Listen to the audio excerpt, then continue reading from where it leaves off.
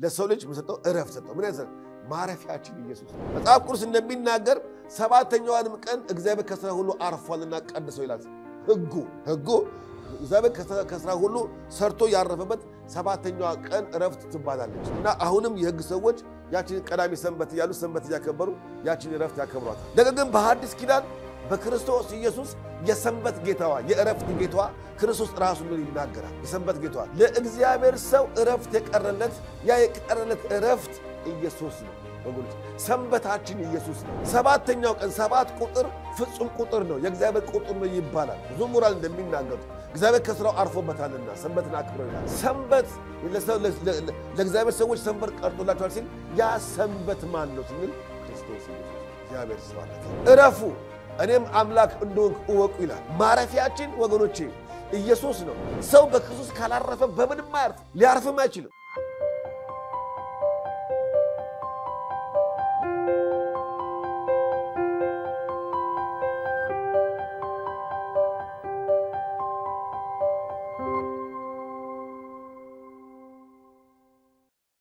እግዚአብሔር አምላካችን ስሙ የተባረከ ይሁን ዛሬ ደግሞ ከከሳቴ ብርሃን ስብከተ ወንጌል ቤተክርስቲያን ወንም የሐዋርያት ቤተክርስቲያን አገልግሎት የሚሰጠውን የመጽሐፍ ቅዱስ ትምህርት ቀጣዩን ክፍል የምንማማርበትና የምንመለከትበት ጊዜ ይሆናል ከዚህም የተነሳ እንግዲህ እየጀመርን የተማማርን ያለነው ስለ ጌታችን ስለ መድኃኒታችን ስለ ኢየሱስ ክርስቶስ አገልግሎትና ሕይወት ማንነት ላይ የተመለከተና የተመረኮዘ ይሆናል እንግዲህ ባለፉት ጊዜዎቻችን እንዳየነው ዛሬም ደግሞ የምንቀጥለው ርዕሳችን በዚሁ በክርስቶስ ኢየሱስ የአገልግሎት እንቅስቃሴና ሕይወት ላይ የተመረኮዘ ይሆናል ዛሬ የምንመለከተው ስለ ክርስቶስ ኢየሱስ መካከለኛነት ወይንም አማላጅነት ላይ በስጋው በለበሰው ስጋ ኢየሱስ ክርስቶስ የነበረውን የመካከለኝነት የአማላጅነትን ሥራ በተወሰነ መልኩ ለማየት እንሞክራለን ክርስቶስ ኢየሱስ በመካከለኝነት በዋናነት ከምልጃው ጋር የሚነሳበት ዋናው ምክንያት የመምጣቱ ዋና ዓላማ ያ ስለሆነ ነው ጌታችን ኢየሱስ ክርስቶስ ሰውና እግዚአብሔር በኃጢአት ምክንያት ተጣልተው ወንም የጥል ግድግዳ በነበረበት ጊዜ እግዚአብሔር አምላክ በሰዎች ላይ የለቀቀው ያ የፍርድ የቁጣ እና የሕግ መታለፍ ትእዛዝ ሰውን ከእግዚአብሔር አርቆት ነበር እና ሰው ከፍርድ በታች ነበር እና ከዚህ የተነሳ በመልኩና በአምሳሉ የፈጠረው ሰው በእንደዚህ አይነት የውድቀት ሕይወት ይቀጥል ዘንድ ያልፈቀደ እግዚአብሔር አምላክ ባለፉት ጊዜያት እንደተናገርኩት ለአዳም በገባው ኪዳን እንደውም ሲቀጥል ለአብርሃም በገባው ኪዳን እንደገናም ከእሴይ ልጅ ከዳዊት ዘር እንደሚያመጣ ስሩ ከዛ ቁጥቋጦ እንደሚመጣ እና በዛም ደግሞ የበረከቱ ቃል እንደሚያልፍ በተለያየ ነቢያትና በተለያዩ እግዚአብሔር በመርጣቸው ቅዱሳን ሊመጣ ስላለው መሲህ ይናገሩ ነበር ይተነብዩ ነበር እና ከዚህ የተነሳ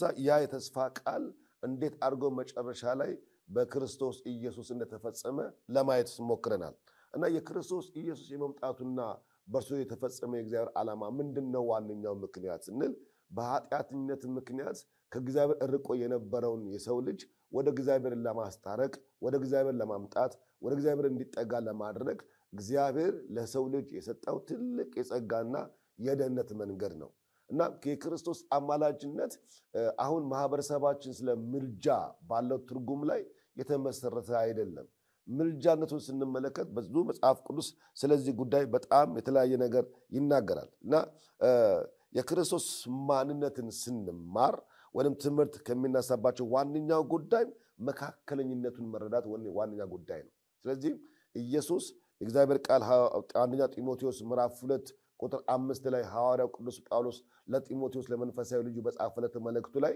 ያስቀመጠልን ነገር ቢኖር በግልጽ አማርኛ ይሄንን የተናገረው ምንድነው ያለው አንድ እግዚአብሔር አለና ከዛም በእግዚአብሔርና በሰው መካከል ያለው መካከለኛው ደግሞ የሆነ ሰው የሆነ ክርስቶስ ኢየሱስ ነው ይላል እና በዛ በእግዚአብሔርና በሰው መካከል መካከለኛ የሆነ አምላክ ሳይሆን ሰው የሆነ ስጋን ገንዘቡ ያደረገ በተዋህዶ የከበረ ኢየሱስ ክርስቶስ አለ ለምንድነው በእግዚአብሔርና በሰው መካከል መካከለኛ ያስፈልገው ብለን ስንል እግዚአብሔር ቅዱስ ነው እግዚአብሔር ንጹህ ነው እግዚአብሔር ሕያው አምላክ ነው የማይለዋወጥ ዘላለማዊ የሆነ አምላክ ነው አምላካችን እግዚአብሔር ሆይ ሰው ደግሞ ዘላለማዊ አይደለም ፍጹምም አይደለም በኃጢአት ምክንያት ተፈረደበት ከፍርድ በታች የወደቀ በኃጢአት አሩንቃ ውስጥ የሚመላለስ እንደ መርገም ጨርቅ በሆነ የኃጢአት ርኩሰት የወደቀና የተረሳ ሰው ነው ስለዚህ እግዚአብሔር አምላክ ምንም በመልኩና በአምሳሉ ቢፈጥረው ኃጢአት የሚባለው ነገር በሱ ቅድስና በሱ ማንነትና በሱ መካከል ላይ በመግባቱ ምክንያት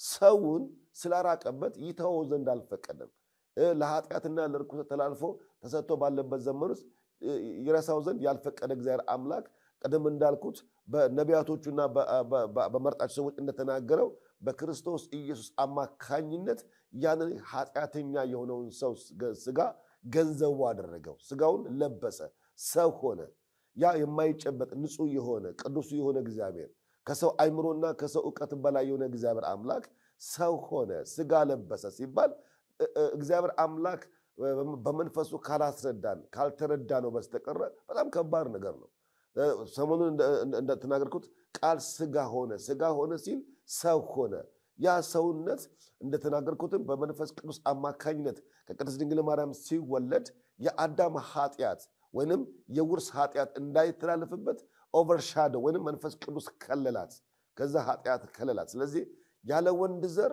በመንፈስ ቅዱስ አማካኝነት ከቅድስት ድንግል ማርያም የተወለደው ኢየሱስ ክርስቶስ በለበሰው ስጋ ወይንም በተዋህደው ስጋ ያንን ማንነት የወረሰበት የጠፋውን የሰው ልጅን ለማዳን ከፍርድ በታች ወድቆ የነበረውን የሰው ልጅን ለማዳን ማለት በኃጢአት ምክንያት እየተወቀሰ የህይወቱ መጨረሻና መደምደሚያ ሲኦል እንደሆነ ሞት እንደሆነ ፍርድ እንደሆነ የሚያስበውን የሰው ልጅን ተስፋ እንዳለው ህይወት እንዳለው እናም ወደ ተፈጠረበት ዓላማ መምጣት የሚችልበት እድል እንዳለው ያሳይ ዘንድ ኢየሱስ ክርስቶስ በወደቀው ሰውና በንጹህ እግዚአብሔር መካከለኛ ሆኖ ሰው ሆኖ ተወለደልን ስለዚህ ይሄ እውነተኛ የሆነ ዋንኛ ምክንያት ትልቅም ነገር ነው ለንረዳው ልናቀው የሚገባ ነገር ነው ኢየሱስ ክርስቶስ በሰውና በእግዚአብሔር መካከል ሰላምን ነው የፈጠረው እርቅን ነው ያደረገው ምህረት ነው የወረደውና መረዳትና ማወቅ ያለብን ነገር እውነቱ ይሄ ነው መካከለኛ ነው ሲል ሰላም ነው የወረደው የእግዚአብሔር ፍቅር የእግዚአብሔር ምህረት በክርስቶስ ኢየሱስ ተገለጠ ስለ እግዚአብሔር ያለን የፈራጅነቱ ዕውቀት የቀጭነቱ ዕውቀት ወገኖቼ በክርስቶስ ኢየሱስ ደግሞ መሐሪነቱ ይቅርባይነቱ የፍቅር አምላክ መሆኑ የርኅራኄ አባት መሆኑ የተገለጠልን በልጁ በኢየሱስ ክርስቶስ በኩል ነው ልጁ ኢየሱስ ክርስቶስ ባይመጣልን ልጁ ኢየሱስ ክርስቶስ የተዋረደው ሥጋችንን ባይለብስልን ኖሮ ምናልባት ስለ እግዚአብሔር ያለን ዕውቀትና ግንዛቤ ከፈራጅነቱ ከቀጭነቱ ወይም ከቀሳፊነቱ ውጪ ያለፈ አይሆንም ነበር ነገር ግን በምህረቱ ባለጠጋ የሆነው እግዚአብሔር አምላክ መሐሪ እንደሆነ ያወቅነው ኢየሱስ ክርስቶስ የዚህን የተዋረደውን የሰው ልጅን ሥጋ ገንዘብ ማድረጉ ነው እና እኛ በጣም እድለኞች ነን ይኸውላችሁ የእግዚአብሔር ቁጣ የመጣው በሰው ልጅ ብቻ አይደለም ካንተ የተነሳ ምድርም የተረገመች ትሁን ነው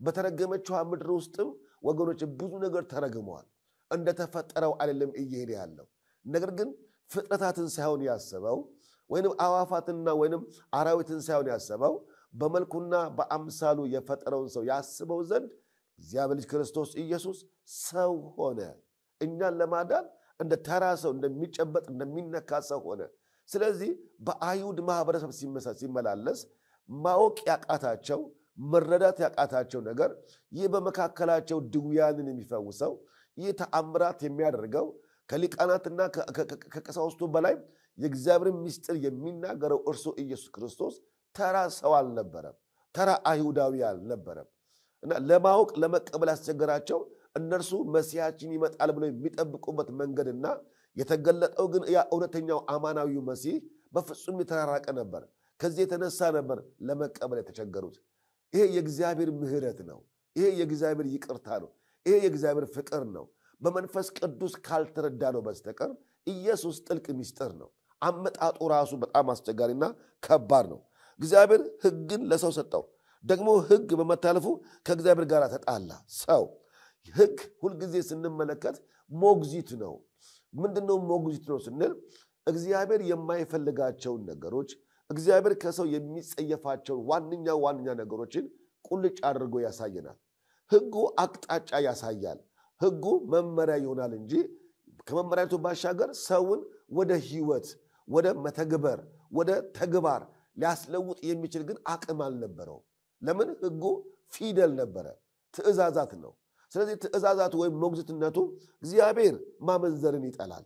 እግዚአብሔር እናትና አባትን አለማክበር ይጠላል። እግዚአብሔር ሌላ ባዕድ አምልኮን አታምልክ እያለ የሚጠላቸውን ነገሮች ይጠቁማል። ስለዚህ እግዚአብሔር የሚፈልገውን ለማድረግ ትንሽ ዕውቀት ያስጨብጡናል እንጂ ሰው ግን በኃጢአትነት ምክንያት የተፈረደበት ሥጋ ስለነበረ ህግን ቢያውቀው ሊፈጽመው የሚችልበት ግን ብቃት አልነበረው።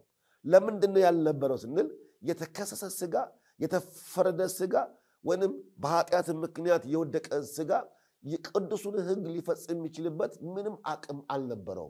ስለዚህ ህጉ ሁሉ ጊዜ ከሳሽ ነው። ህጉ ሁሉ ጊዜ ወቃሽ ነው እና ሰው ደግሞ ኃጢአት ከመስራት የሚቆጠብ አልነበረም። ምክንያቱም በዚህ በኃጢአተኛ ሥጋ ውስጥ ያለ ማነስ ነበረ። እስካልተዋጀ ድረስ ምኞቱን ለመፈጸም አልተከለከለም። ሥጋ ያሰበውን ለማድረግ ምንም አልተከለከለም። ስለዚህም ነው በገዛ ምኞታቸውና በገዛ ሐሳባቸው ሲታለሉ የእግዚአብሔር ህግ ተላልፈው ከጸጋው የወደቁት እስራኤላውያን። ለምን? ምኞት ከባድ ነገር ነው። ፍላጎት ከባድ ነገር ነው። በእግዚአብሔር ህግ ላይ የተቀመጠው እነዚህ ቃላቶች ምኞትና ህግን የሚገሩ ቢሆንም ነገር ግን የሰው ልጅ በእግዚአብሔር ጸጋና ይልቁንም በመንፈስ ቅዱስ አማካኝነት ይህንን ነገር ተረድቶ ህግን በፈጸመለት ስለዚህ ህግ በሆነለት በክርስቶስ ኢየሱስ አምኖ ይህን ህግ ማለፍ ይህን ህግ ማምለጥ ካልቻለ በስተቀር ሰው ከፊደል ህግ እንኳን ቢያመልጥ ከህሊና ህግ የሚያመልጥ አልነበረም። ተወቃሽነት ያለው ስብዕና ነው ያለን። ሁልጊዜ የምንወቀስ፣ ሁልጊዜ የምንጸጸት፣ ሁልጊዜ አንገት የምንደፋ፣ ከዚህም የተነሳ በእግዚአብሔር ፊት ለመቆም ድፍረት ያጣን ሰዎች፣ ስሙን ለመጥራት አቅም ያነሰን ሰዎች ነበርን። ስለዚህ ህግ ሁልጊዜ ሞግዚት እንደሆነ የሚነግረን ኃጢአተኛ እንደሆነ ከእግዚአብሔር ቁጣ ስር እንዳለን ያመለክታል። ህጉ ሁልጊዜ ሲነግረን ህግ የሰውን ኃጢአትነት ይገልጣል። ምክንያቱም አታመንዝር ብሎ አለመስረቅ አይቻልም። አትሰርቅም ብሎ አለማማት አይቻልም።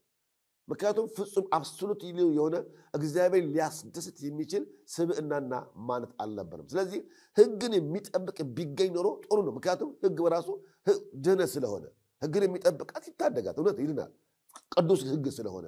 ነገር ግን ሥጋ ለባሽ የሆነ ህግን ሊጠብቅ የሚችል ከሰው ዘንድ እንደሆነ ማንም የለም።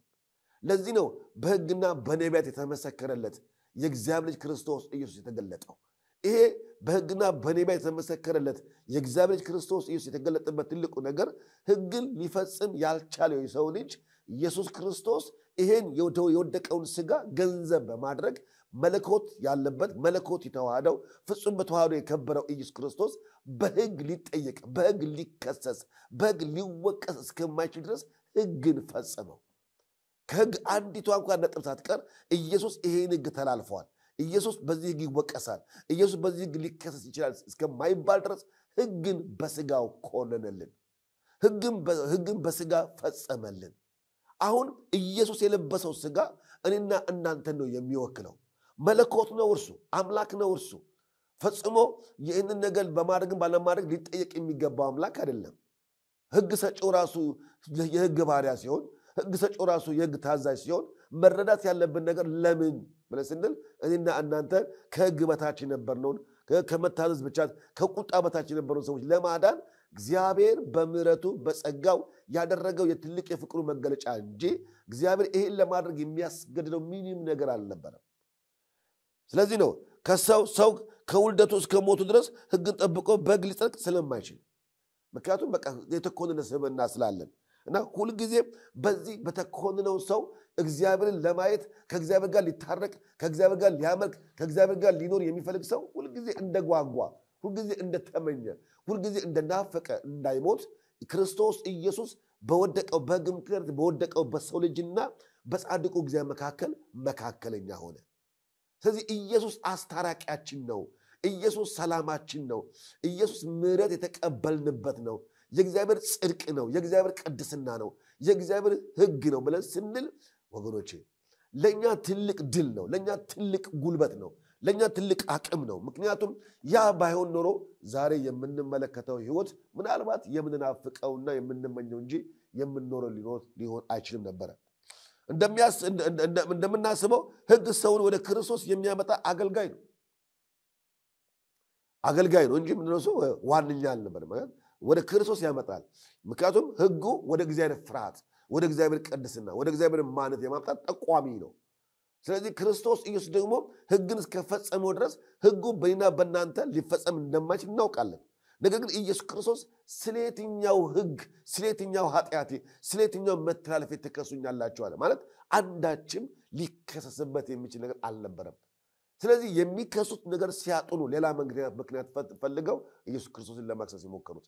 ስለዚህ ያ ማለት ኢየሱስ ክርስቶስ በሱ ለምናምን ለኛ ክርስቶስ ኢየሱስ ክርስቶስ የሕይወታችን ቤዛ ነው፣ የሕይወታችን አምላክ ነው፣ የሕይወታችን ንጉሥ ነው፣ የሕይወታችን ጌታ ነው ብለን ለተቀበልነው ለኛ ጽኑ ትምክህታችን ነው፣ ጽኑ ጉልበታችን ነው፣ ጽኑ አቅማችን ነው። ምክንያቱም እግዚአብሔርን ለማወቅ ከእግዚአብሔር ጋር ለመኖር ብቸኛው መንገድ ሆኖ መፍትሄ ሆኖ የቀረበልን ኢየሱስ ክርስቶስ ነው።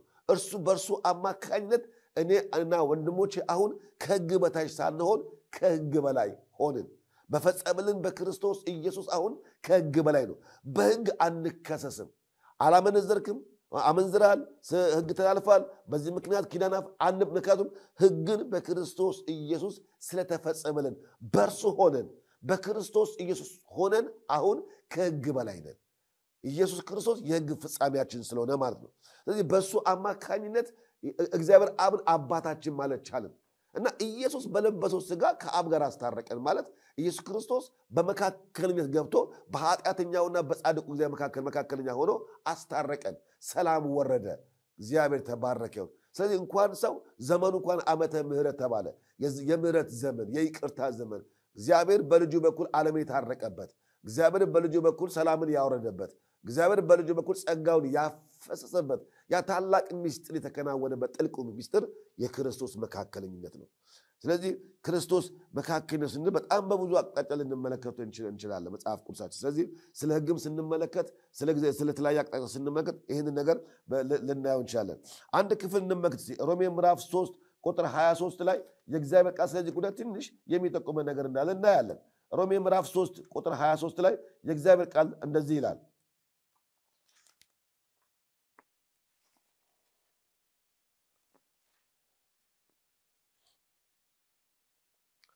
የእግዚአብሔር ቃል እንደዚህ ሮሜ ምዕራፍ 3 ቁጥር 23 ላይ ከቁጥር 21 ጀምሬ ያነባዋለሁ።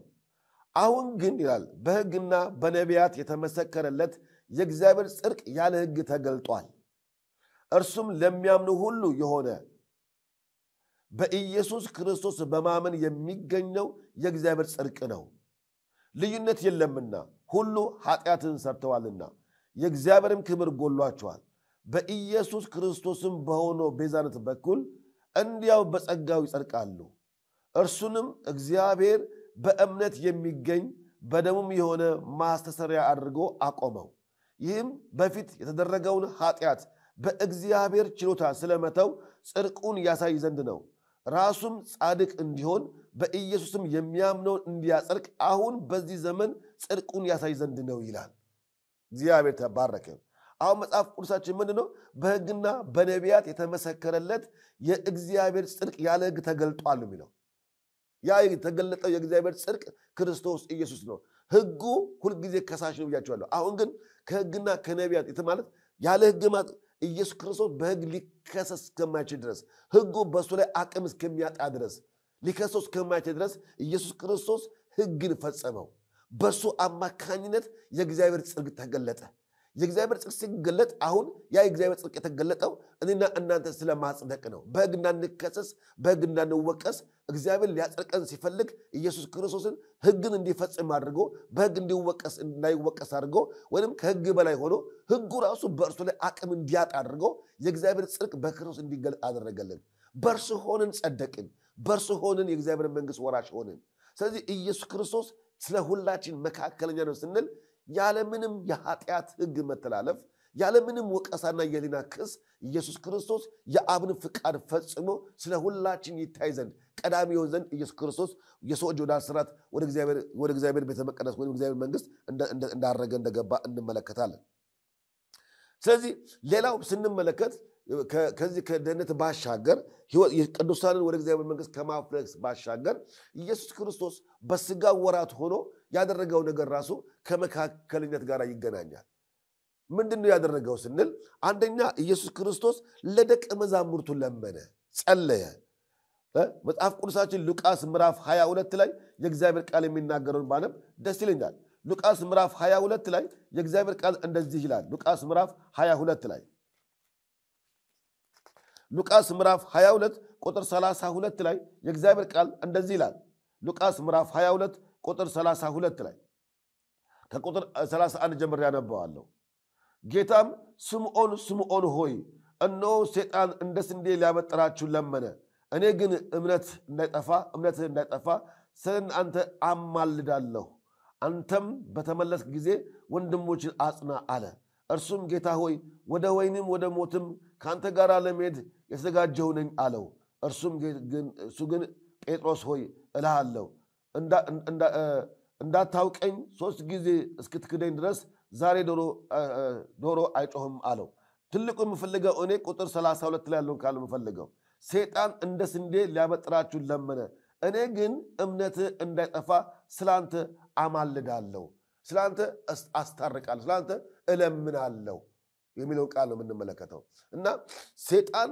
ቅዱሳንን ሊበታትናቸው በተለያየ አቅጣጫ ሊወቅሳቸው በተለያየ አቅጣጫ ሊበትናቸው በፈለገ ጊዜ የሰይጣንን ጥልቅ ሐሳብ የሚያውቀው ክርስቶስ ኢየሱስ እነዚህ ቅዱሳን እንዳይበታተኑ ተላልፎም ለሞት እንዳይሰጡ ስለ ቅዱሳኑ ሲለምን ስለ ደቀ መዛሙርቱ ሲያማልድ ወይም ሲጮህ ሲያስታርቅ እንመለከታለን አማለድኩ የሚለው ለመንኩ ስላንተ አስታረኩ የሚለውን ቃል ይይዝልን ስለዚህ ስለ ደቀ መዛሙርቱ ሲለምን ስለ ደቀ መዛሙርቱ ሲጸልይ እንመለከታለን ሌላው የምንመለከተው ምእመናን ለሌሎች እንዲለምኑ ታዘዋል ለምሳሌ በክርስቶስ ኢየሱስ አማካኝነት ይሄን የማስታረቅ ስራ ደግሞ እኛም ሁላችን ደግሞ እንድንጠቀምበት ይሄን እድል ከፍቶልናል ምክንያቱም የእግዚአብሔር ቃል በፊልጵስዩስ ምዕራፍ 4 ላይ ያለውን ቃል ስንመለከት መጽሐፍ ቅዱሳችን ፊልጵስዩስ ምዕራፍ 4 ላይ ያለውን ክፍል እንመለከታለን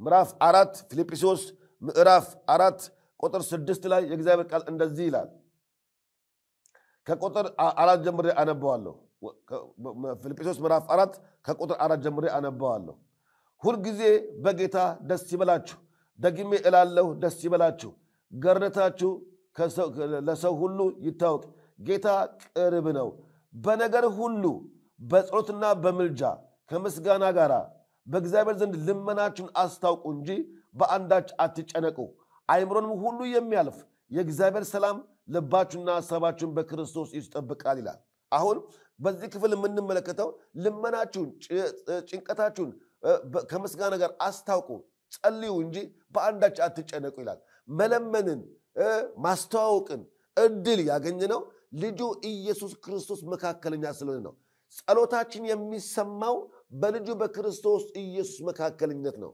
በኢየሱስም ካልጸለይን በክርስቶስ መካከለኝነት አማካኝነት ካልጮህን በስተቀር አብ ማንንም አይሰማም እግዚአብሔር ሆይ ብለን ምንጮህ ወገኖቼ እግዚአብሔር ፍጥረቱን የሚሰማው በልጁ በኩል ነው በልጁ በኩል ካልሆነ በስተቀር የማንም ጸሎት የማንም ልመናና ምልጃ ሊሰማ አይችልም ኢየሱስን ሊያስደስት የቻለ ከስጋ ለባሽ ሆነ ማንም የለም የአብን ልብ የልብ ትርታ ወይንም የአብን ሙሉ መለኮታዊ ፍቃድ የሚያቀና ቅዱሳንንም በመንፈስ ቅዱስ አማካኝነት ወደ እግዚአብሔር አብ እንዲመጡ የሚረዳ ማን ነው እርሱ ክርስቶስ ኢየሱስ ብቻ ነው ስለዚህ የአብ መደመጫችን የአብ መሰሚያችን የአብ ጸሎታችን መካከለኛው ክርስቶስ ኢየሱስ ነው ስለዚህ መጽሐፍ ቅዱስ እንደሚናገር ፊልጵስዩስ ላይ ልመናችሁን በጌታ ደስ ይበላችሁ በአንዳች አትጨነቁ ልመናችሁን ከምስጋና ጋር አቅርቡ ጸልዩ እንጂ በአንዳች አትጨነቁ ይላል እግዚአብሔር ተባረከው ስለዚህ የምንመለከተው አሁንም በዚህ ክፍል ውስጥ ምእመናን እንኳን ስለሌሎች ሰዎች እንዲጸልዩ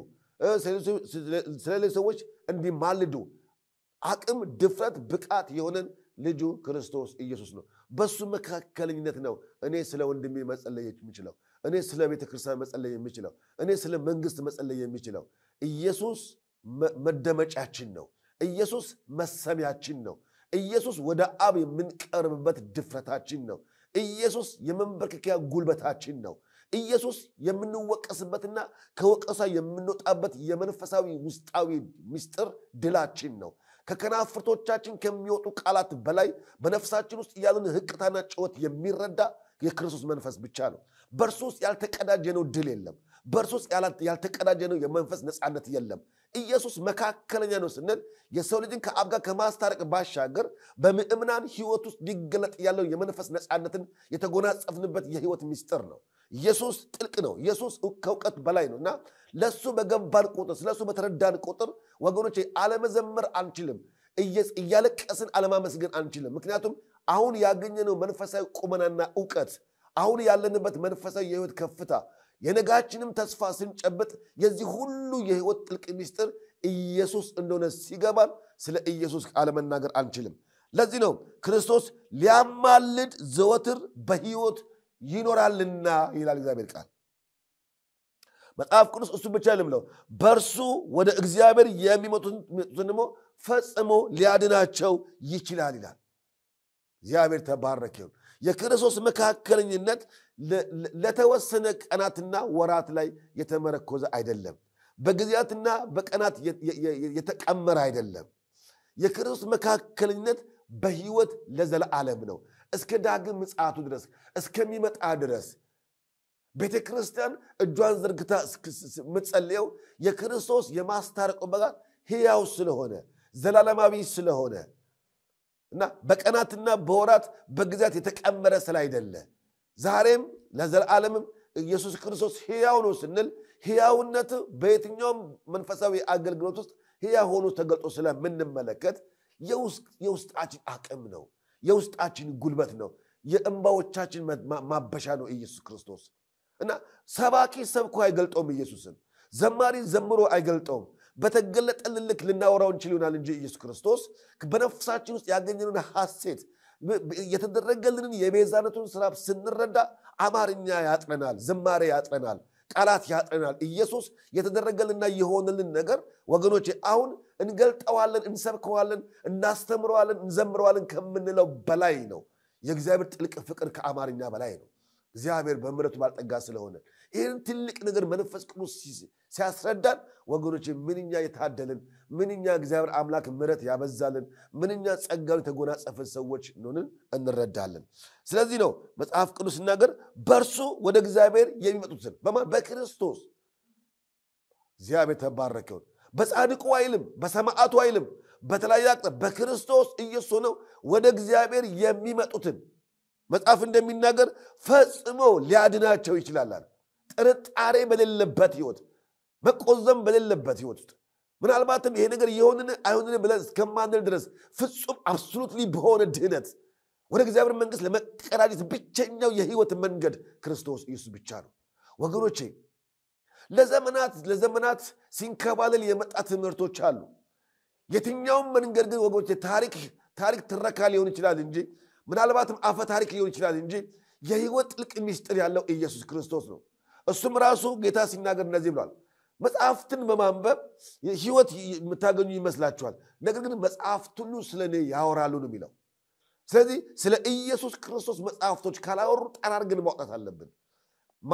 ማውራት ያለብን መነጋገር ያለብን ነጋችን ጭምር እንኳን ተስፋ አድርገን የምንጠብቅበት የነፍሳችን ጥልቅ ዕውቀትና አቅም ቢኖር ኢየሱስ ክርስቶስ ነው። ስለዚህ ነው ወደ እግዚአብሔር ሊመጣ የሚወድ ማንም ቢኖር በክርስቶስ ኢየሱስ ከሆነ ይድናል። ይሄ እግዚአብሔር ለቅዱሳን የሰጠው ዋስትና ነው። እግዚአብሔር ተባረከ። ስለዚህ እርሱ ምልጃ ስንል ልመናን ወይንም ማስታረቅን ዛሬ በአብ ቀኝ ተቀምጦ ይማልዳል ያስታርቃል ስንል በስጋ ወራት እንደነበረው አባት ሆይ እያለ ይጮሃል ማለት አይደለም።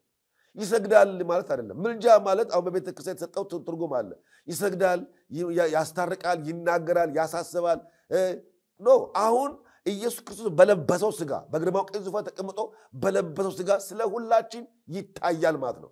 አብ የሰው ልጅ ሲመለከተው ቁጣ ነው፣ የሰው ልጅ ሲመለከተው ፍርድ ነው። ነገር ግን በክርስቶስ ኢየሱስ መካከለኝነት ሰውን ስለሚመለከት ምሕረትን ይለቃል፣ ጸጋን ይለቃል። ስለዚህ ኢየሱስ ክርስቶስ በለበሰው ስጋ ስለ ሁላችን ቀዳሚ ሆኖ በግርማው ቀኝ ዙፋን በተቀመጠበት በለበሰው በትንሣኤው አካል ስለ ሁላችን ይታያል። ያ መታየቱ ማለት አማርኛችን ምልጃ ወይንም ያ በእኛ ምክንያት ዋጋ ከፍሎ ቤዛ ሆኖ በክርስቶስ የተገለጠው ያ ስጋ እኔና እናንተ ወክሎ በአፍ የተቀመጠው ሥጋ መታያችን ነው። አማላጅ አስታራቅ ስንል መካከለኝነቱን ለማሳየት ነው እንጂ እዛ ሄዶ ይወድቃል፣ ይሰግዳል፣ ይጸልያል፣ ያለቅሳል፣ ይለምናል ማለት አይደለም።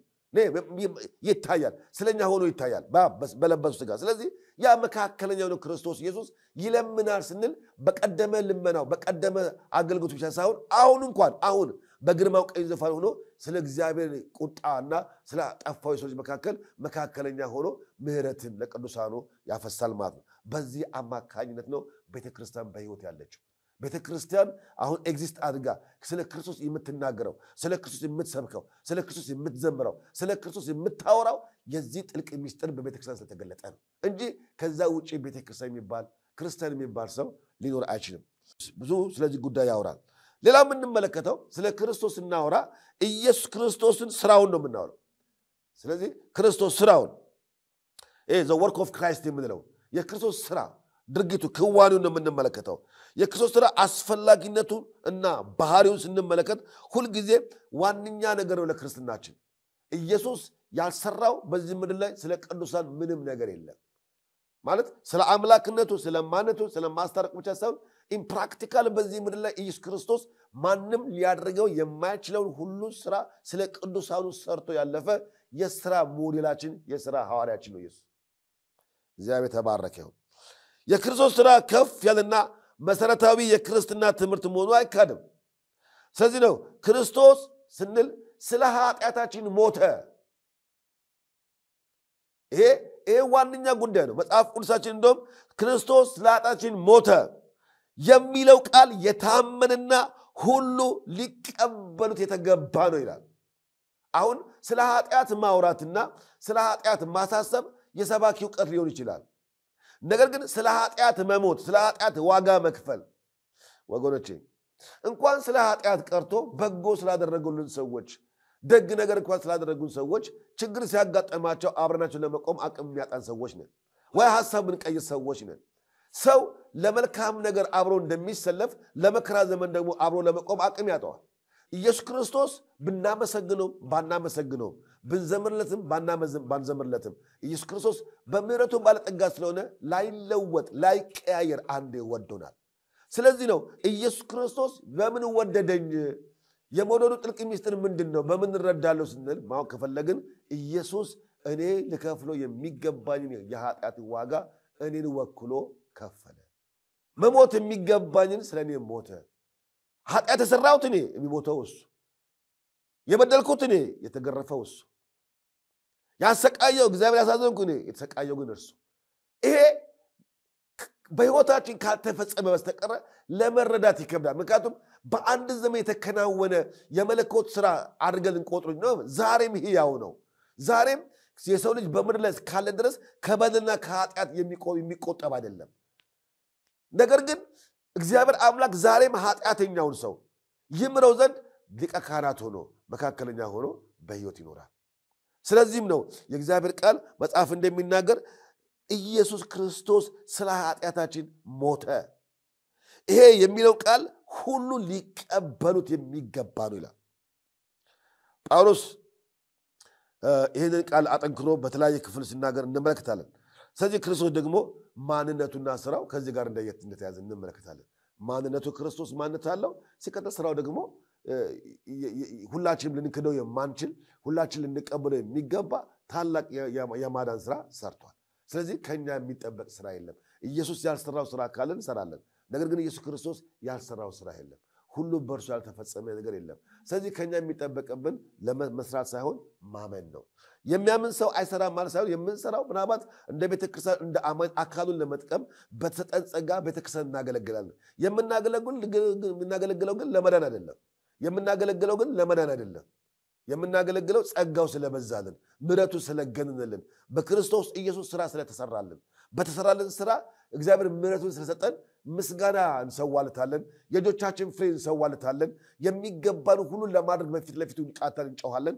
ያ ሁሉ ለመዳን ሳይሆን እግዚአብሔር ውለታውን ለመመለስ ምስጋናችንን አመሰግንሃለሁ አድርገህልኛልና አከናውናል አጽድቀኸኛልና ልጅ አድርገኛል ገንዘብ አድርገኛልና ለታሰብ የማይገባኝ አስበኸኛልና ሰው ለውን የማይገባኝ ሰው አድርገኛልና እግዚአብሔር የሚል የለኝም ምስጋና ሰዋል ብለን የተደረገል ነገር እያሰብን የምናቀርበው መስዋዕት እንጂ በእግዚአብሔር የጽድቅ ሥራ ውስጥ የምንፈጽመው አንዳች ነገር የለም ወገኖች ልናውቅ የሚገባው ነገር ጾማችን ለመዳን አይደለም ወደ ተለያየ አቅጣጫ የእግዚአብሔር መንግስት ለመስራት የምንሯሯጠው መሯሯጥ የትኛውም ነገር ልናደርግ እንችላለን ነገር ግን እርሱ ለመዳን አይደለም ጸጋው ነው በእምነት ያዳነን ልንረሳው የማይገባ ነገር ከሥራ አይደለም የሚመካ ቢኖር በእግዚአብሔር ይመካ ሲል ትምክታችን እርሱ ነው አቅማችን እርሱ ነው ለዚህ ነው ቅዱስ ዳዊት ሲናገር አቤቱ ጉልበቴ ሆይ እወዳለሁ ሲል አቅሙ ጉልበቱ ወርቆ በነበረበት ጊዜ ተስፋ ቆርጦ በነበረበት ጊዜ እንደገና ለመቆም ብቃት የሆነው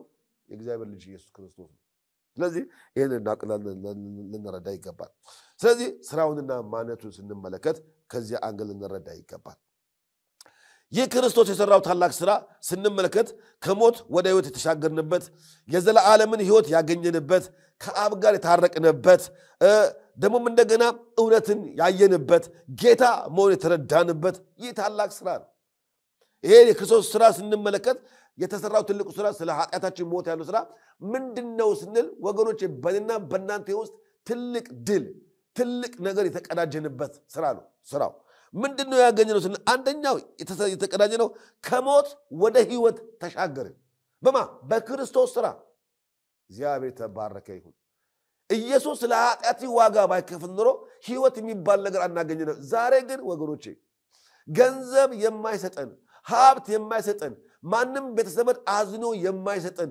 ትልቅ ነገር ቢኖር በክርስቶስ ኢየሱስ የተቀዳጀነው የዘላለም ሕይወት ነው ይሄ የዘላለም ሕይወት ወገኖቼ በ40 በ60 ግፋቢል በ80 በመትቆጥር እድሜ ውስጥ ወገኖቼ የሚቋጭ ሳይሆን ያ ዘላለማዊ ሕይወት ነው ከሞት በኋላ እኛ አማኞች ሕይወት አለ ብለን እናምናለን መኖር አለ ብለን እናምናለን በክርስቶስ ኢየሱስ የተቀዳጀው ነገር ቢኖር ይሄንን ነው ስለዚህም ነው ትልቁ ነገር በክርስቶስ ያገኘነው ሥራ ምንድነው እሱ ከሞት ወደ ሕይወት ተሻገርን ይሄ ብቻ አይደለም የዘላለም ሕይወት አገኘን ሕይወት በቀናትና በወራት በአመታት የምትገደብ ሳይሆን ዋው የዘላለም ሕይወት ከሱ ጋር አብሮ የመኖር እግዚአብሔርን ሰለብሬት ያደረገው በዙፋኑ ፊት መኖር መንፈሳዊው ዓለም አይናችን ተከፍቶ ካላየን በስተቀር ይሄ አሁን የምለውን መረዳት ከባድ ነው ምክንያቱም ሰው የሚጨበጥ ነገር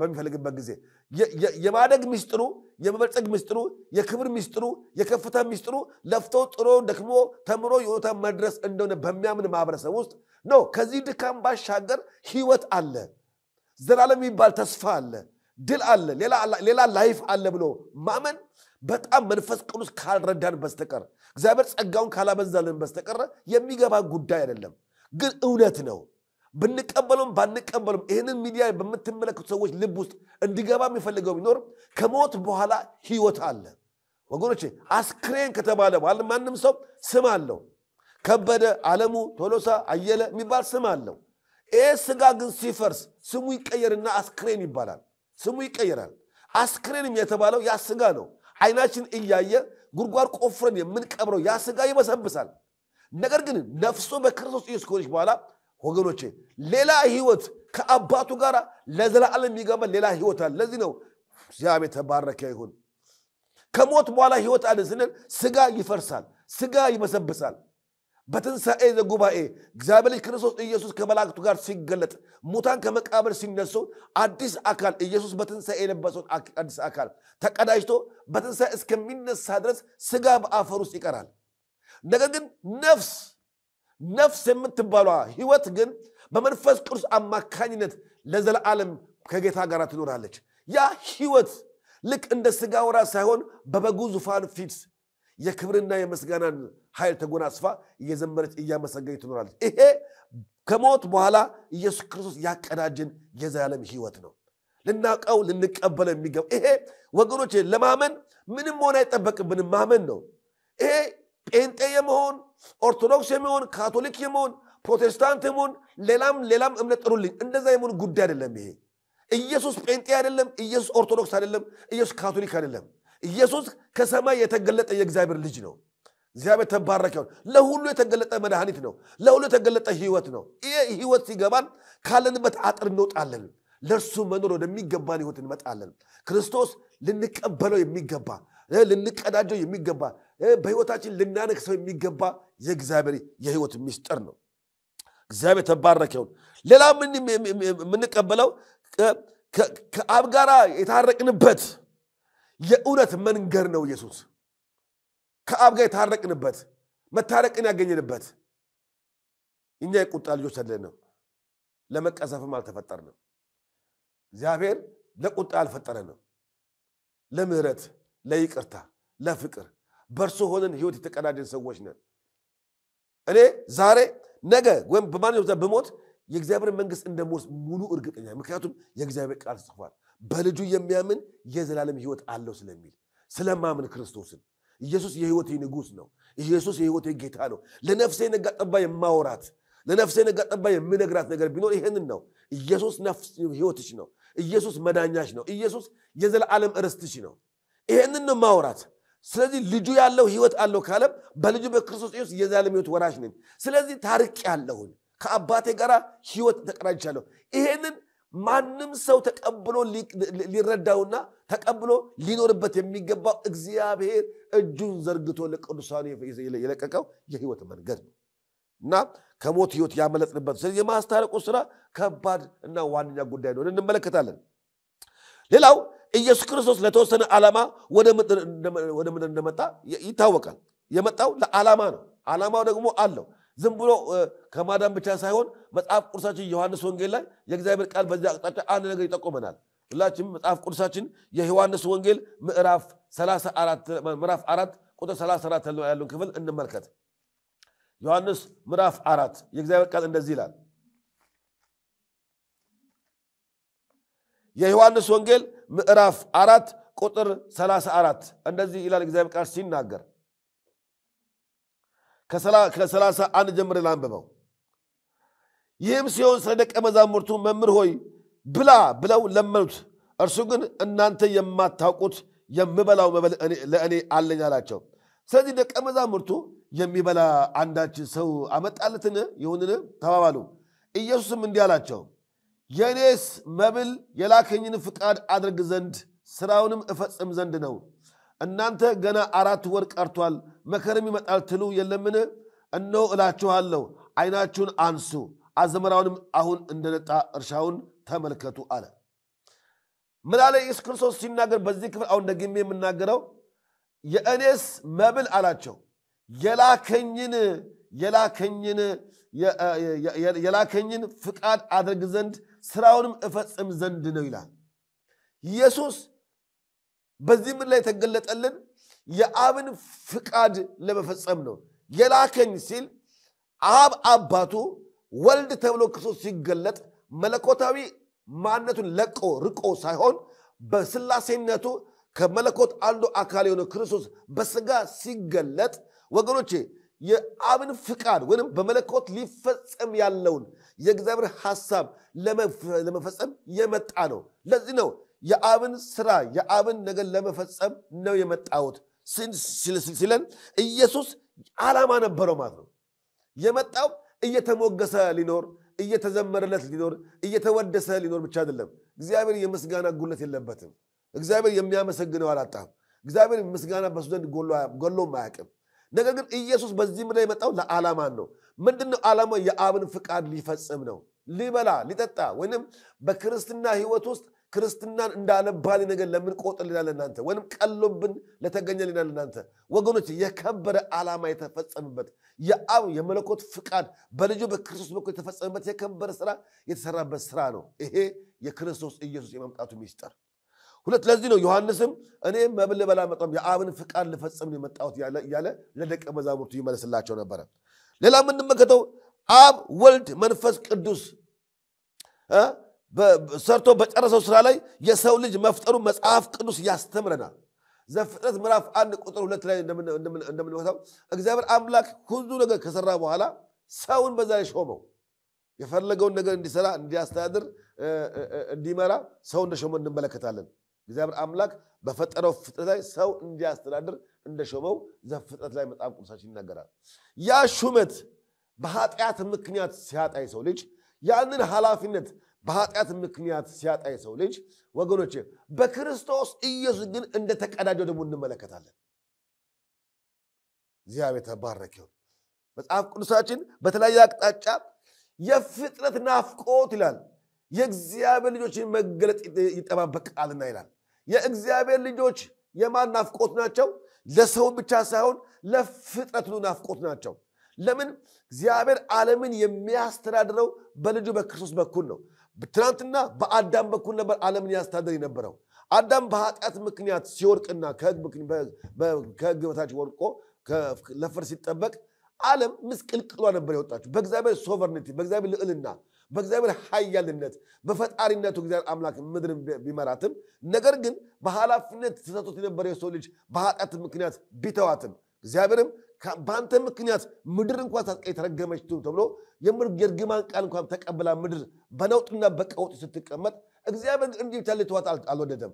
የኢየሱስ መምጣትና ለቅዱሳኑ ጸጋ ማካፈሉ ይህንን የወደቀውን የኃላፊነት ሥራ ድጋሚ በልጁ በኩል ለሰው ልጅ እንደመለሰት እንመለከታለን። እግዚአብሔር ተባረከ ይሁን። ስለዚህ የሰው ልጅ በክርስቶስ ኢየሱስ የዘላለም ሕይወት መቀዳጀት ብቻ ሳይሆን ለስነ ፍጥረት እንኳን ስሙኝ እግዚአብሔር ምድርንና ሰማይን ለመባረክ ወገኖቼ የቅዱሳንን አንደበት ይጠብቃል። እግዚአብሔር ቅዱሳን ተነስተው ምድርና ሰማይን ሲባርኩ፣ አዋፋት ላይ ሲባርኩ፣ ስነ ፍጥረት ላይ ሲባርኩ በቅዱሳኑ መካከል የሚያርፈው የእግዚአብሔር መንፈስ ሰማይና ምድርን ይባርካል። ስለዚህ መካከለኝነቱ ከነፍስ ድነት ባሻገር የፍጥረት ናፍቆት ነው እንመለከታለን። ፍጥረት የቅዱሳን ልጆችን ወይም የቅዱሳን የእግዚአብሔር ልጆችን መገለጥ ይጠባበቃሉ ስለሚል የነሱ ናፍቆት ይህንን ታላቅ የእግዚአብሔር የማዳን ሚስጥር የሆነበትን የክርስቶስ ሥራ ተገልጠው ማየት ይናፍቃሉ። ድምፅ አላቸው። ሰማያት ይናገራሉ። አፋት ድምፅ አላቸው። ምድር ድምፅ አላት። ሁሉም ለእግዚአብሔር የሚያወራው አለ። ግን የሚበጃቸው የሚዋጃቸው ግን አንድ መካከለኛ ያስፈልጋቸው ነበረ። ስለዚህ የኢየሱስ ማዳን ከነፍስ ድነት ባሻገር ለፍጡራን እንኳን ተስፋ ነበረ። ይህንን ጸጋ ነው በክርስቶስ ኢየሱስ ያለበሰን ወገኖች። እንደው ተራ ሰዎች አይደለም፣ የቀለን ሰዎች አይደለም። ናፍቆት የፍጥረት ናፍቆት እንኳን እኔና እናንተ ይጠብቃል። ስለዚህ ምድር በቅዱሳን ታርፋለች። ምድር አዋፋት ሁሉ ሳይቀር እንኳን በቅዱሳን ያርፋሉ። ስለዚህ ነው የርግማን ቃል ሳይሆን የበረከት ቃል ካፋችን እንዲወጣ የሚናፍቀው። ለጻድቁ መልካም ይሆንልሃል፣ ስትባርኩ እግዚአብሔር ይባርክ በሉ። የበረከት ካፋችሁ ክፉ ቃል አይወጣ፣ ባርኩ እንጂ አትርገሙ ሲል በቅዱሳን አንደበት ውስጥ የሚወጣው የትኛውም ቃል ሁሉ በዚህ ምድር ላይ ተጽዕኖ የመፍጠር አቅም አለው። ለምን? የመንፈሱ ማደሪያ ሕያው ክቡር ቤተ መቅደሱ ሆነናል።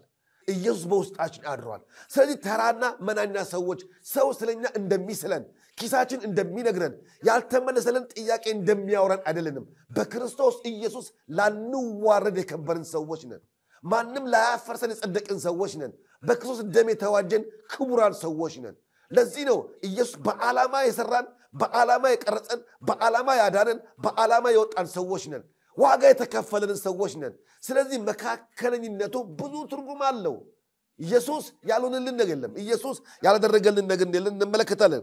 ይሁን እንጂ የሰው ልጅ ኃጢአት ይሰራ የኃጢአት ባሪያ ሆኖ እንኳን እግዚአብሔር ለሰው መሰጠው እረፍት ሰጠው ይላል። ያ እረፍት ለሰው ልጅ መሰጠው እረፍት ሰጠው። ምን ያዘ? ማረፊያችን ኢየሱስ ነው። መጽሐፍ ቅዱስ እንደሚናገር ሰባተኛዋንም ቀን እግዚአብሔር ከሥራ ሁሉ አርፏልና ቀድሰው ይላል። ሕጉ እግዚአብሔር ከሥራ ሁሉ ሰርቶ ያረፈበት ሰባተኛዋ ቀን እረፍት ትባላለች። እና አሁንም የሕግ ሰዎች ያችን ቀዳሚ ሰንበት እያሉ ሰንበት እያከበሩ ያችን እረፍት ያከብሯታል። ነገር ግን በሐዲስ ኪዳን በክርስቶስ ኢየሱስ የሰንበት ጌታዋ የእረፍት ጌታዋ ክርስቶስ ራሱ እንደሆነ ይናገራል። የሰንበት ጌታዋ ለእግዚአብሔር ሰው እረፍት የቀረለት ያ የቀረለት እረፍት ኢየሱስ ነው ወገኖች። ሰንበታችን ኢየሱስ ነው። ሰባተኛው ቀን 7 ቁጥር ፍጹም ቁጥር ነው፣ የእግዚአብሔር ቁጥር ነው ይባላል። ብዙ ምሁራን እንደሚናገሩት እግዚአብሔር ከሥራው አርፎበታልና ሰንበትን አክብረው ይላል። ሰንበት ለእግዚአብሔር ሰዎች ሰንበት ቀርቶላቸዋል ሲል ያ ሰንበት ማን ነው ስንል ክርስቶስ ኢየሱስ ነው። እግዚአብሔር ተባረከ። እረፉ እኔም አምላክ እንደሆንኩ እወቁ ይላል። ማረፊያችን ወገኖቼ ኢየሱስ ነው። ሰው በክርስቶስ ካላረፈ በምንም አያርፍም፣ ሊያርፍም አይችልም። ከህሊና ወቀሳ እንኳን ሊያመልጥ አይችልም። ነገር ግን በተዋጀንበት በክርስቶስ ደም ወገኖች የእግዚአብሔር ልጆች መሆናችን ሲገባል ስለናንተ የፈሰሰው የኪዳኑ ደም ስንረዳ ከየትኛውም ወቀሳ ማረፍ እንችላለን። ያረፈ ሰው ነው እረፍት ማረፍ ዋው ይሄ እረፍት እኔ አማርኛ የለኝም በምን ቃል እንደምገልጠው ነገር ግን የነፍስ ሰላም ይመስለኛል የውስጥ ሰላም ይመስለኛል መረጋጋት ይመስለኛል። ስለዚህ ወገኖች ሰንበትን በማክበር ሕግ በመጠበቅ ለቤተክርስቲያን በመቆርቆር ወይንም እግዚአብሔር ልቡን ለማስተስት ብለን የምንሰራው ስራ የምንቆፍረው ጉድጓድ የምናፈርሰው ተራራ ምንም ነገር እሱ ጥሩ ነው በጎ አማኝ ሰው ሊያደርገው የሚገባ ነገር ካለ ያንን ለማድረግ እንተጋ ይሆናል እንጂ ለድነታችን ለነፍሳችን እረፍት ግን የቀረልን ክርስቶስ ኢየሱስ ነው። እሱ እረፍታችን ነው። እግዚአብሔር ተባረከ ይሁን። ሌላው የምንመለከተው በዚህ መሰረት እግዚአብሔር አብ ወልድ መንፈስ ቅዱስ ሰውን እንደገና ወደ እረፍቱ የመመለስ ስራን በክርስቶስ ኢየሱስ በኩል መስራቱን ቀጥሏል። እግዚአብሔር ተባረከ። አሁንም ወንጌል ይሰበካል። የወንጌሉ ዓላማ ምንድነው? እረፉ ነው። በቃ እናንተ ሸክም የከበዳችሁ እናንተ የዚህ ዓለም ጫንቃ ያጎበጣችሁ እናንተ የዚህ ዓለም ቀንበር የሰበራችሁ ወደ እኔ ኑ እኔም ማሳረፋችኋለሁ። ሸክሜ ቀሊል ለዘበም ቀንበሬም ልዝብ ነው ያለው። ስለዚህ ወገኖቼ ዓለም ሁሉ ጊዜ ሸክም አላት። ሁሉ ጊዜ እንዴት አድርጌ እኖራለሁ ምን አድርጌ እፈጽመዋለሁ እንዴት አድርጌ ይሄ ነገር እፈታዋለሁ እያለ ሁሉ ጊዜ በጭንቀት ተወልደን በጭንቀት አድገን በጭንቀት ደግሞ እንድናርግ ያደርጋል። ነገር ግን ኑ ወደ እኔ አለ ኢየሱስ። ዛሬም ይሄ ጥሪ ዛሬም አለ እስከ ዘላለም ሲል ዛሬም ቤተክርስቲያን በሯን ከፍታ ትጣራለች። ምን ብላ? እናንተ ሸክም ከበደባችሁ እናንተ የዓለም ቀንበር ያከበዳችሁ ሰይጣን አንገታችሁን ሰብሮ ወገኖች ባሪያ አድርገው መጠቀም ያደረጋችሁ በተለያየ ሱስ ውስጥ በተለያየ አዲክሽን ውስጥ ያላችሁ በተለያየ ዘማዊነት ውስጥ በተለያየ ስካር መጠጥ ውስጥ ያላችሁ ዛሬም ለራሳችሁ መፍትሄ ብላችሁ ለነፍሳችሁ ድነት ወይም ለነፍሳችሁ ደስታ ይጠቅማል እያላችሁ የምትጠቀሟቸው የትኛውም አልኮሎች መጠጦች የትኛውም ልምምዶች ወገኖች እነዚህ አያሳርፉም። የትኛውም ነገሮች ደስታ እናገኝበታለን ብላችሁ የምትጠቀሟቸው ነገሮች ሁሉ ደስታ አይሰጡም። እርግጡን ነግራችኋለሁ ለነፍሳችሁ እረፍት አይሰጡም። ብቸኛ እረፍት ብቸኛ ደስታ ብቸኛ ሰላም እናንተ ሸክማችሁ የከበደባችሁ ኑ ወደ እኔ እኔም አሳርፋችኋለሁ እንዳለ ኢየሱስ የሚያሳርፍ እረፍት እግዚአብሔር አምላክ ስሙ የተባረከ ይሁን። እረፍት ያገኘንበት ሰላም ያገኘንበት ሰው ብቻ ሳይሆን ከሰው በላይ የሆንበት ማንነታችንን ፈልገን ያገኘንበት ከሚቅበዘበዘው ዓለም ያመለጥንበት ብቸኛ እረፍታችን ኢየሱስ ነው። እግዚአብሔር ተባረከ ይሁን። ስለዚህ ሰው ሁሉ ሊያቀው የሚገባ ሊረዳው የሚገባ እውነት ይሄ ነው። ይሄ ኢየሱስ ክርስቶስ ካቀዳጀን ትልቁና ዋንኛው ነገር እንደሆነ ልንረዳ ልንመለከት ይገባል። ሌላ የምንመለከተው በዚህ ኃጢአት እስካለ ድረስ ለሰው እውነተኛ እረፍት ስለሌለው ሰውን ከኃጢአቱ የመዋጀት ሥራ በክርስቶስ ኢየሱስ ተሰርቷል።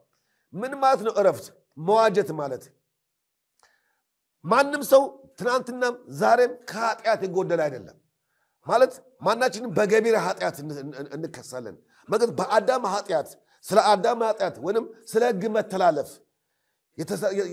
በዛ እንዳንወቀስ ኢየሱስ ክርስቶስ ስለዛ ሕግ መተላለፍ ደም አፍስሶልናል። ምን ማለት ነው ደም ማፍሰስ ማለት? ለምሳሌ እስራኤላውያን ኃጢአት ሰርተው በደል ሰርተው ወደ ሊቀ ካህናቱ ለመምጣት ሲፈልጉ ስለ ኃጢአታቸውና ስለ በደላቸው በግ ዋኖስ የተለያየ ነገር ይዘው ቀርባሉ። ሊቀ ካህኑ በቅድስተ ቅዱሳን ወይም በአደባባይ በናስ በተሰራ መሠዊያው ላይ ቆሞ ይጠብቃቸዋል።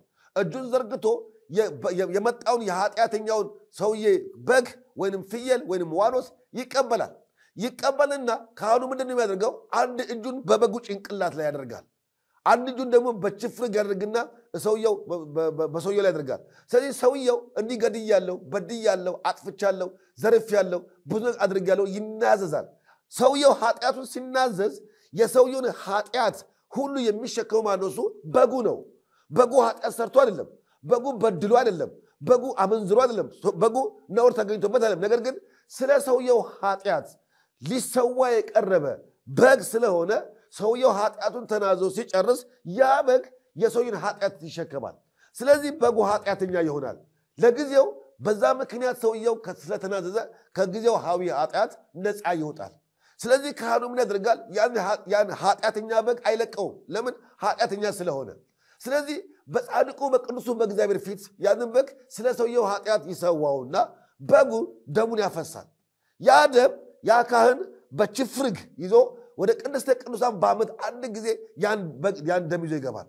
ያን ደም ይዞ በስርየት መክደኛው በኪዳኑ ታቦት ላይ በቅዱስ ውስጥ ባለው በታቦት ውስጥ ላይ የስርየት መክደኛ አለ።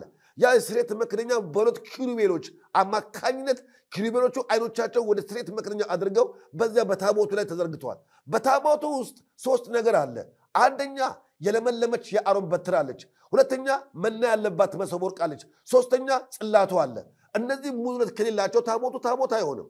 ስለዚህ በታቦቱ ላይ ያንን ያስቀምጥና በስርየት መክደኛው ላይ ካህኑ በስርየት መክደኛው መካከል ላይ ስለ ሰውየው ኃጢአትና ስለ እግዚአብሔር ጽድቅ ሲል ያንን ደም ይረጫል። እየረጨ ምሕረት ይለምናል። እግዚአብሔር ሆይ በድለዋል፣ እስራኤል አጥፍቷል፣ ተላልፏል፣ ሕግን ተላልፏል፣ ነውር አድርጓል፣ አሳዝነዋል፣ አመንዝሯል እያለ ስለ እግዚአብሔር ቁጣና ስለ እግዚአብሔር ፍርድ በቅዱሳን ላይ እንዳይገለጥ ካህኑ መካከለኛ ሆኖ ይለምናል። በዚህ ምክንያት እግዚአብሔር ምሕረት ሲያደርግ እግዚአብሔር ይቅርታ ሲያደርግ ካህኑ በሰላም ይመለሳል። ካህኑ በሰላም ሲመለስ ሕዝቡ በሰላም ለአንድ ዓመት ይቆያል፣ ሰላም ያገኛል። ይሄ ማለት ወገኖቼ ከገቢር ኃጢአት ነፃ ሊያወጣ የሚችል የበጉ ደም እንጂ ከዘላለም ሕይወት ወይንም ከሕግ መታለፍ አማካኝነት የመጣውን ኃጢአት ይቅር የማለት ግን ብቃት የለውም። የበጉ ደም ይቅር ማለት አይችልም። ነገር ግን በሕግ መታለፍ ምክንያት የመጣውን የኃጢአት ኃይል ብቻ ሊያነጻ የሚችለው የክርስቶስ ኢየሱስ ደም ነው። በእርሱ ምክንያት ካልሆነ በስተቀር በሕግ መታለፍ የመጣውን የኃጢአት ኃይል ሊሰርዝ አይችልም። ያ በግ ለጊዜው የሰውየውን ኃጢአት ይቅር ያስብል ይሆናል እንጂ ከህሊና ከሞተ የህሊና ሥራ ሊያነጻው ግን አይችልም። አሁን ግን በሰማያት ያለፈው ሊቀ ካህናችን ክርስቶስ ኢየሱስ መጽሐፍ ቅዱሳችን እንደሚናገረው ነዋ በጉ ለእግዚአብሔር ዘኢያት ኃጢአተ ዓለም የዓለምን ኃጢአት የሚያስወግድ የእግዚአብሔር በግ የተባለው አማናዊው በግ ስለ ኃጢአት የማይከሰሰው ስለ ፍርድ የማይወቀሰው አማናዊ በግ ግን ስለ ሁላችን አንድ ጊዜ ንጹሕ መስዋዕት ሆኖ በመሰዊያው ላይ ተሰዋ። ስለዚህ የሰው እጅ ባሰራት በራሱ ደም ቅድስት ወደሆነች ወደ እግዚአብሔር መንግሥት ገባ። በእርሱ አማካኝነት ወገኖቼ ድል ተቆናጸፍን፣ ድል አገኘን፣ በእግዚአብሔር ፊት መቆም አገኘን።